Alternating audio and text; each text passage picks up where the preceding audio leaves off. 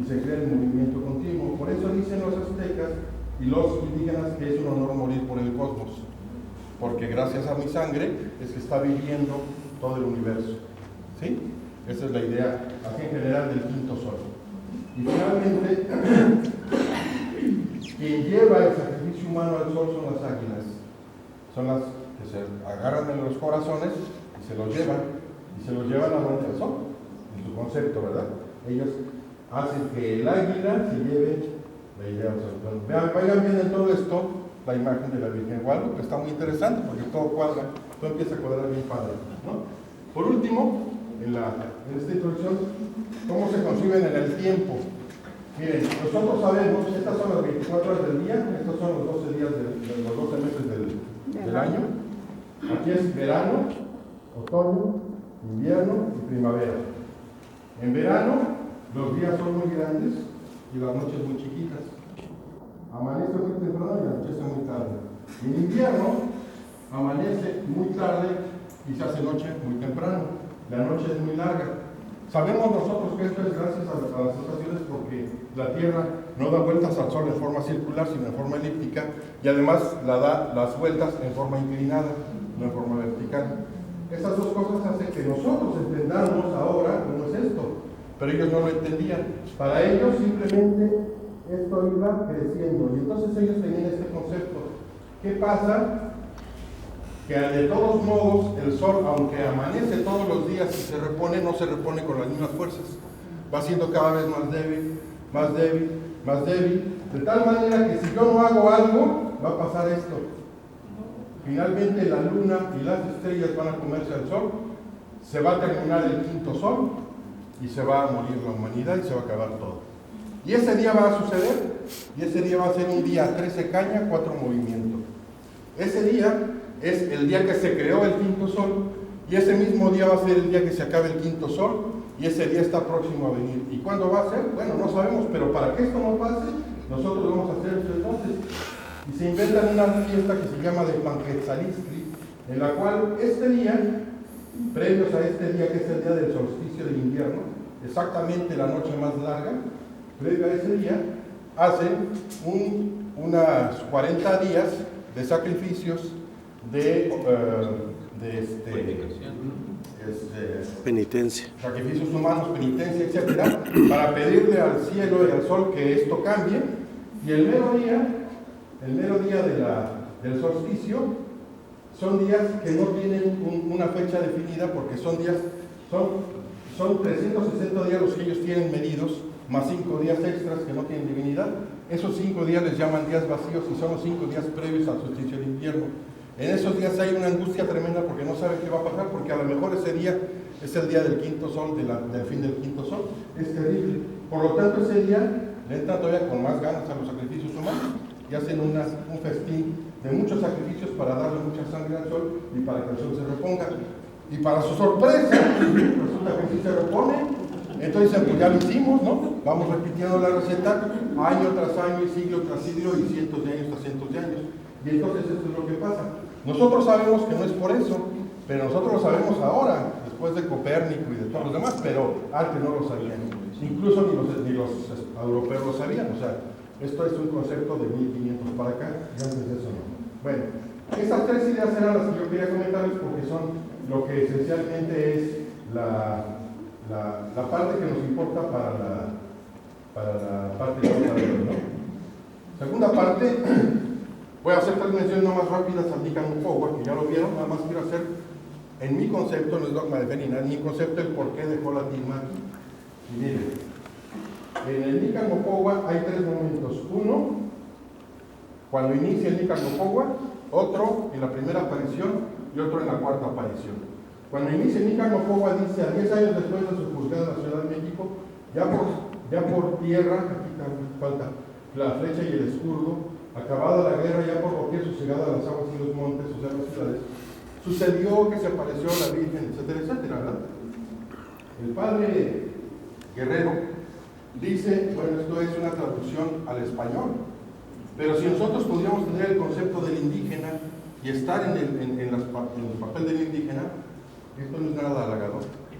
Esta es prácticamente una declaración evidente de una tristeza y una angustia tremendas. ¿Por qué? Porque yo vivía para la guerra. Yo vivía para mantener el cosmos andando. Y resulta que llegan los españoles, prohíben los sacrificios humanos, se dejan de hacer sacrificios humanos y el cosmos sigue andando.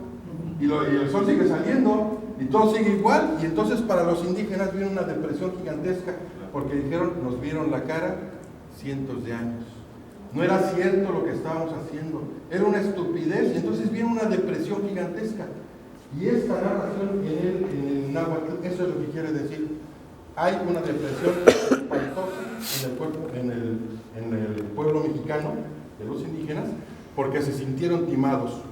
Ya sea que Ometeotl no existe y todo fue una tomada de pelo, o que sí existe y a Ometeotl le valió gorro lo que hicimos, ¿verdad? Cualquiera de las dos es una tomada de pelo, está mal. Pero había otra corriente de pensamiento que decía, no, lo que pasa es que sí ahorita el sol sigue saliendo porque todavía tiene energía, pero va a llegar el día en el que ya no tenga más y se va a acabar, y ese día va a ser el fin del quinto sol. Va a ser el 13 caña, 4 movimientos, o sea, el solsticio de invierno de alguno de estos días. Bueno, esto es lo que quiere decir esta primera frase. Pero, por eso mismo decimos que ellos están en una profunda depresión porque se sentían burlados, sin su razón de vivir, lo perdieron todo. Los indígenas lo perdieron literalmente todo. En primer lugar, ya no vivían por el cosmos ni nada, o sea, su creencia se les fue por tierra. Imagínense que un día de estos nos dice el Papa, no era cierto, ¿eh? No es cierto que Jesucristo existió, es una tomada de pelo, cada quien va en su casa. Nos dejan agarrados de la brocha, ¿no? O sea, ¿qué pasó? Nos pegan. Pero además, perdemos la tierra, porque pasó a ser de otros dueños. A los viejos, nuestros libros se mueren, porque como no había escritura en náhuatl, los que narraban las historias eran los viejos. Cuando se mueren los viejos, se acaban las historias. A las mujeres, las costumbres, el idioma, la cultura, y ahora sí que hasta el modo de andar les cambiaron, ¿verdad? Vino una profunda soledad. ¿Sí? ¿Cuánto tiempo viven así? O sea, de que vienen los españoles y eso. 10 años. 10 años. O sea, de 1521 a 1531. ¿Sí? Miren, bueno, ahorita lo vemos, ¿no? Dicen los que saben de esto que la antesala del suicidio es una profunda depresión. La gente que se suicida regularmente es gente que está en una profundísima depresión, donde no encuentra dos cosas: una, su razón de vivir, y la otra, no se siente amado. Si una gente se siente amado, no se suicida. Si una gente tiene algo por qué vivir, no se suicida. Pero si alguien no tiene ni perro que le ladre y no tiene un motivo para vivir, se pega un tiro. Y así estaban los indígenas en ese tiempo, porque no tenían nada para vivir. Tan era así que el 27 de agosto de 1529, el obispo Fray Juan de Zumárraga le escribió al rey Carlos V estas palabras que dicen: si Dios no provee con remedio de su mano, está la tierra a punto de perderse totalmente. Hay que hacer la aclaración que la depresión tremendísima de los indígenas, pero también los españoles vivían con depresión, porque ellos llegaron con la idea de conquistar, pues con lo que hacen ahorita los que llegan, agarran lo que les pertenece, o los que se roban, o lo que sea, y se regresan a su casa. Los españoles querían regresarse a su casa, pero había algunos españoles, como Hernán Cortés, que no, que ellos estaban convencidos de que Dios los había mandado a evangelizar las tierras y entonces tenían que quedarse aquí.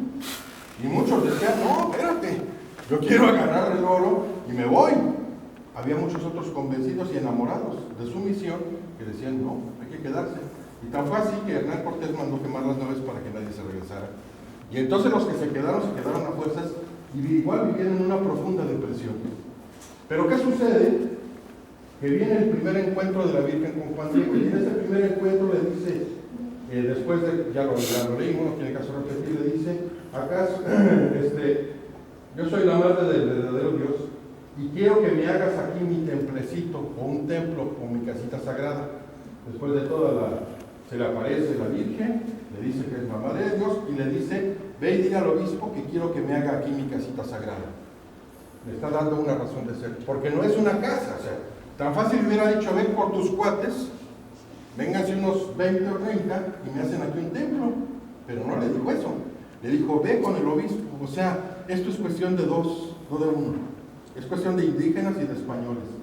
Y además, Al español le dijo quiero un templo, pero al indígena le dijo quiero una nueva civilización. Entonces, para el indígena empieza a tener sentido todo lo anterior empieza a tener sentido. Esta es la primera aparición. Y viene la cuarta aparición. En la cuarta aparición es cuando Juan Diego le saca la vuelta, pues porque tiene enfermo a su tío y quiere ir a conseguir un sacerdote para que lo confiese. Y entonces se le aparece la Virgen y le dice, ¿qué te aflija?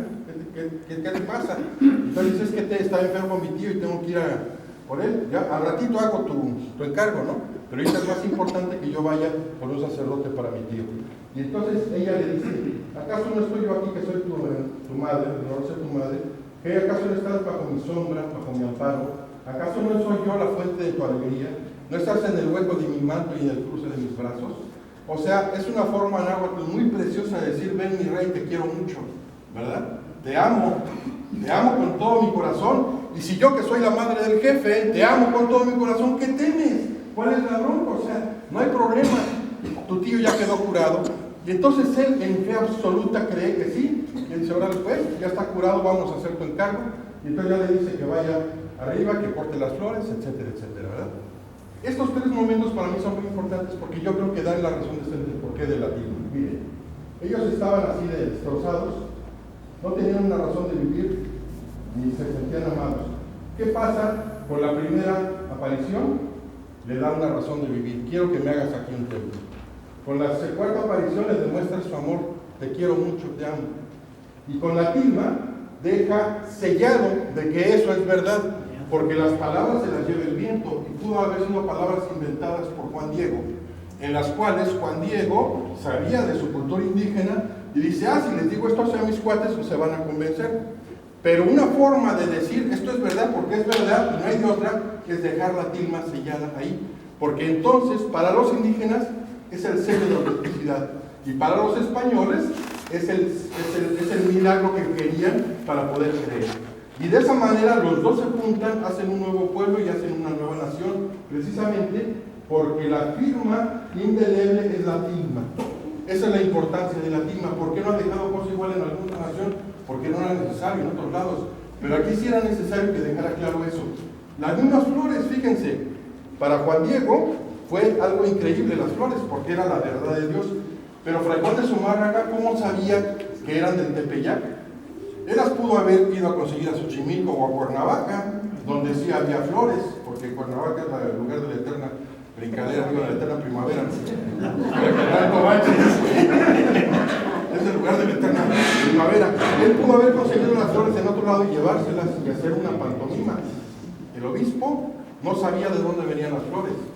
El obispo lo que vio es la tilma. Pero los indígenas, no importa de dónde hayan venido las flores, es que eran flores las que llevaban. Entonces, juntando esas dos cosas en algo indeleble que es la tilma, es como se da el sello y el porqué de la tilma. ¿Vale? ¿Ok? ¿Dudas, preguntas, no? ¿No hay? Sí, bueno, perdón. Los españoles eran auténticamente creyentes de su religión, de lo que venían a aportar. También yo creo que era una profunda excepción para ellos traer la verdad de Dios y ver que no florecía entre los claro. Que al contrario, ¿no? Mire, todo eso lo platico yo en la primera parte, por eso si la platico aquí, pues no nos salimos en toda la tarde. Nada más hay que hacer la aclaración. Cuando llegaron los españoles, a 10 años después, había alrededor de unos 3,000 conversos. Que son un chorro, 3,000 en 10 años son un chorro. Yo hacía en la otra plática el ejemplo, en San Felipe, el año pasado se bautizó uno en Pascua. Hace 2 años se bautizaron 2. Hace 3 años, 0. Hace 4 años me parece que otros 2. O sea, en 10 años no se bautizaron más de 15 o 20 personas. Y aquí estamos hablando de 3,000. 3,000 son un chorro. Pero de 1531 a 1539, en 8 años, se bautizaron 9 millones.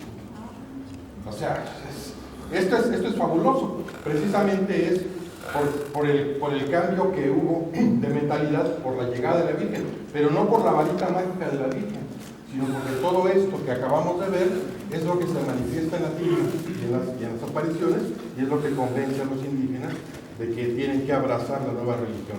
Los indígenas no renunciaron a su religión, es otro punto interesante. Los indígenas tan solo corrigieron el rumbo. Pasó con los indígenas algo parecido a los apóstoles. Los apóstoles nunca renunciaron a Abraham y a los profetas. Simplemente corrigieron el rumbo y dijeron el nuevo y el verdadero es este, ¿verdad?